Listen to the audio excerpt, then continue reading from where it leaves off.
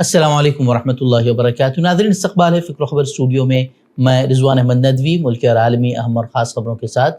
تو ناظرین, خبروں کی تفصیلات سے قبل ایک نظر ہیڈ لائنز پر. سپریم کورٹ کا وقف ایکٹ پر بڑا فیصلہ, پورے قانون پر پابندی نہیں, متنازع شقوں پر عبوری روک, مسلم فریق کو معمولی راحت. قطر پر اسرائیلی حملے کے بعد عرب اسلامی سربراہی اجلاس آج دوحہ میں. اسرائیل سے تعلقات توڑنے اور تیل کی سپلائی روکنے پر غور. غزہ پر اسرائیلی بربریت جاری, مزید 53 فلسطینی شہید, شہداء کی تعداد 64,000 سے تجاوز. پورے غزہ کی تباہی کے بعد اب اسرائیلی آرمی چیف کا اعتراف کہ حماس کو شکست دینا مشکل. بہار کی سیاست میں ہلچل, تیجسوی یادو کا اعلان, RJD 243 سیٹوں پر اکیلے الیکشن لڑنے کو تیار, کانگریس پر دباؤ میں اضافہ. آسام حکومت کی مہاجر مزدوروں کی بے دخلی کی غیر انسانی مہم کو وزیر اعظم مودی کی تائید, اپوزیشن نے سخت تنقید کا بنایا نشانہ.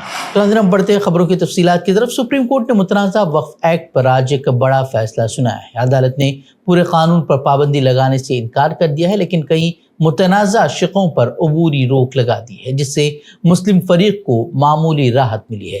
چیف جسٹس BR گوئی کی سربراہی والی بینچ نے صاف کہا ہے کہ پورے قانون کو روکنے کی کوئی بنیاد نہیں ہے, مگر 3 اہم نکات پر حکم جاری کیا گیا ہے.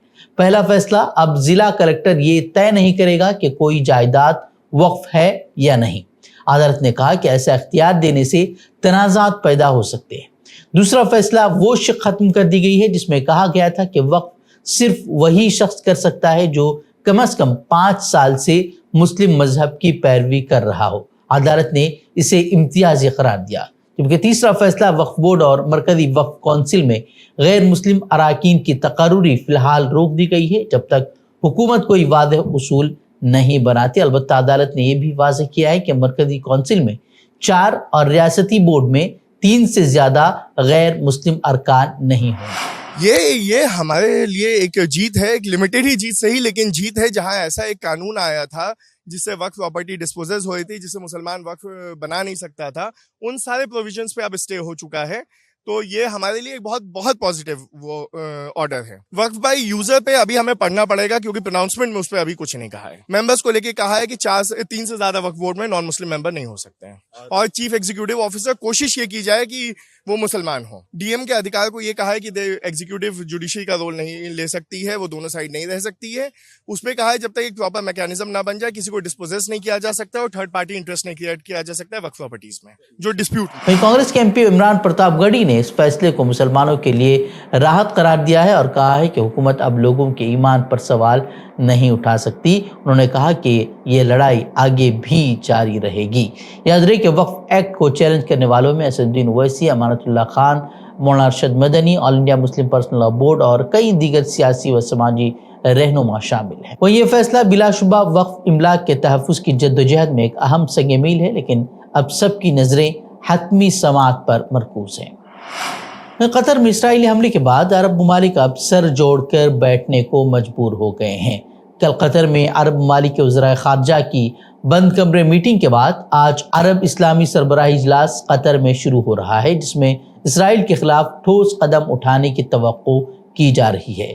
کل قطری وزیر اعظم شیخ محمد بن عبد الرحمن الثانی نے کہا تھا کہ اسرائیلی کارروائیاں دوحہ کی مصر اور امریکہ کے ساتھ غزہ میں جنگ ختم کرنے کے لیے ثالثی کی کوششوں کو نہیں روک سکتی, اور عالمی برادری پر انہوں نے زور دیا کہ وہ دوہرا معیار ترک کرے اور اسرائیل کو اس کے جرائم پر سزا دے. اقوام متحدہ کی سلامتی کونسل میں اسرائیلی حملے کی مذمت اور امریکی صدر ڈونلڈ ٹرمپ کی اس یقین دہانی کے باوجود کہ آئندہ ایسا نہیں ہوگا, ایران نے بھی متنبہ کیا ہے کہ اسرائیل کا اگلا نشانہ سعودی عرب اور ترکی ہو سکتے ہیں. ایران کے پاسداران انقلاب کے سابق سربراہ محسن رضائی نے صاف کہا ہے کہ صرف جلسوں اور قراردادوں سے اسرائیل کا کچھ نہیں بگڑنے والا, بلکہ اب عملی اقدام کی ضرورت ہے. انہوں نے مسلم ممالک کو خبردار کیا ہے کہ ایک ایک کر کے نشانہ بننے کے بجائے مشترکہ فوجی اتحاد قائم کیا جائے اور اسرائیلی جارحیت کا منہ توڑ جواب دیا جائے. وہیں قطر پر اسرائیلی حملے کے بعد 2015 میں پیش کی گئی عرب ممالک کے مشترکہ فوجی اتحاد کی تجویز دوبارہ زیر غور آ گئی ہے.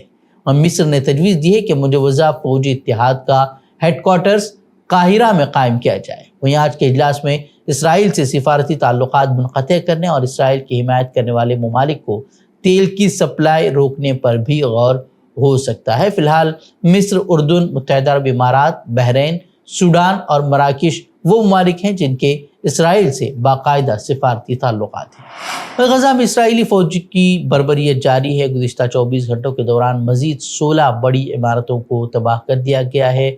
ہزاروں افراد ایک اور بار اپنا گھر بار چھوڑ کر، اپنے خیمے چھوڑ کر پھر سے نقل مکانی کو مجبور ہو گئے ہیں۔ وزارت صحت کے مطابق صرف ایک روز میں مزید 73 فلسطینی شہید کر دیے گئے ہیں، جس کے بعد اکتوبر 2023 کے بعد سے شہداء کی مجموعی تعداد 64,871 ہو گئی ہے۔ وہیں غزہ میں جو خدمات انجام دینے والے غیر ملکی ڈاکٹرز ہیں، انہوں نے انکشاف کیا ہے کہ انہوں نے تقریباً 100 سے زائد ایسے بچوں کا علاج کیا ہے جنہیں سر یا پھر سینے میں گولی ماری گئی ہے۔ ڈاکٹروں کا کہنا ہے کہ واضح ثبوت ہے کہ اسرائیل جان بوجھ کر کم عمر بچوں کو نشانہ بنا رہا ہے، لیکن اس کے باوجود دیکھا یہی جا رہا ہے کہ دنیا اب بھی خاموش تماشائی بنی ہوئی ہے۔ وہ اسی دوران اسرائیلی آرمی چیف ایال ازمیر اس نے اعتراف کیا ہے کہ غزہ پر مکمل قبضہ 6 ماہ میں ممکن ہے، لیکن حماس کو عسکری یا سیاسی طور پر شکست دینا مشکل ہے۔ انہوں نے وزیراعظم نتن یاہو کو بریفنگ میں واضح کیا کہ زمینی کارروائی کے باوجود فیصلہ کن کامیابی حاصل نہیں ہو سکے گی۔ اور بہار میں اسمبلی انتخابات سے قبل سیاسی سرگرمیاں تیز ہو گئی ہیں، جہاں نہ این ڈی اے اور نہ ہی انڈیا اتحاد میں سیٹوں کی تقسیم پر کوئی حتمی اتفاق ہوا ہے۔ وہیں آر جے ڈی کے لیڈر اور اپوزیشن کے رہنما تیجسوی یادو نے اشارہ دیا ہے کہ ان کی پارٹی ریاست کی تمام 243 سیٹوں پر الیکشن لڑنے کے لیے تیار ہے۔ مظفر پور کے ہائی اسکول میں کارکنوں سے خطاب کرتے ہوئے تیجسوی یادو نے کہا کہ تیجسوی بہار کی 243 سیٹوں پر الیکشن لڑے گا۔ ان کے اس بیان نے بہار کی سیاست میں نئی ہلچل مچا دی ہے اور سیاسی حلقوں میں قیاس آرائیاں شروع ہو گئی ہیں کہ کیا آر جے ڈی واقعی اتحاد کے بغیر تنہا میدان میں اترنے کا منصوبہ بنا رہی ہے۔ وہیں سیاسی تجزیہ نگاروں کا ماننا ہے کہ تیجسوی کا بیان صرف کارکنوں کا حوصلہ بڑھانے کے لیے نہیں بلکہ کانگریس اور دیگر اتحادیوں پر دباؤ بڑھانے کا بھی ایک منصوبہ ہے۔ راہل گاندھی نے حال ہی میں جب مہا گٹھ بندھن کے وزیر اعلیٰ کے چہرے پر سوال کیا گیا تو کوئی واضح جواب انہوں نے نہیں دیا تھا، جس کے بعد تیجسوی یادو نے یہ پیغام دینے کی کوشش بھی کی ہے کہ وہی وزیر اعلیٰ کے فطری امیدوار۔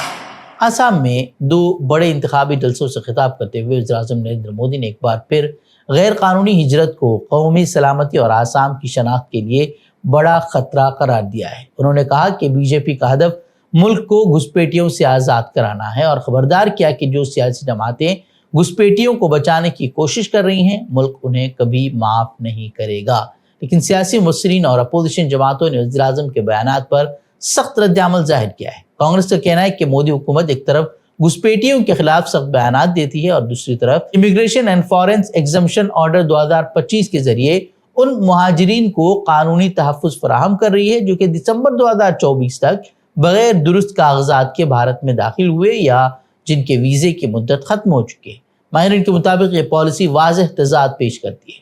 اس تضاد نے نہ صرف آسام بلکہ پورے ملک میں بحث کو جنم دے رہی ہے کہ یہ بیانیہ محض انتخابی سیاست اور ووٹ بینک کے لیے استعمال کیا جا رہا ہے۔ واضح ہے کہ وزیر اعلیٰ ہیمنت بسوا شرما پر الزام ہے کہ وہ غیر قانونی دراندازی کے نام پر آسام میں بنگالی بولنے والے مسلمانوں کے خلاف انہوں نے مہم چھیڑی ہوئی ہے۔ گزشتہ دنوں خود انہوں نے بتایا تھا کہ اب تک 30,000 افراد کو بنگلہ دیش سرحد کے اس پار وہ دھکیلا جا چکا ہے جبکہ ہزاروں بنگالی بولنے والے باشندوں کو بے گھر کر دیا گیا ہے جو کہ دہائیوں سے وہاں مقیم ہیں۔ اور وزیر اعظم اپنے بیانات سے اب ہیمنت بسوا شرما کی اس انسان مخالف پالیسی کی تائید کرتے ہوئے نظر آ رہے ہیں۔ وہ انسانی حقوق کے کارکنوں کا تو کہنا ہے کہ بار بار مہاجروں کو گھسپیٹیا کہہ کر پکارنا سماج میں تقسیم پیدا کرنے کا سبب بن سکتا ہے اور اس سے مقامی و مہاجر کمیونٹی کے درمیان کشیدگی بڑھ سکتی ہے۔ تو ناظرین خبریں مزید خبروں کے لیے آپ ہمارے ویب سائٹ www.fikrkhabar.com کی طرف رخ کر سکتے ہیں۔ ویڈیوز کے لیے ہمارے یوٹیوب چینل کو سبسکرائب کریں۔ تو ناظرین اجازت دیں، السلام علیکم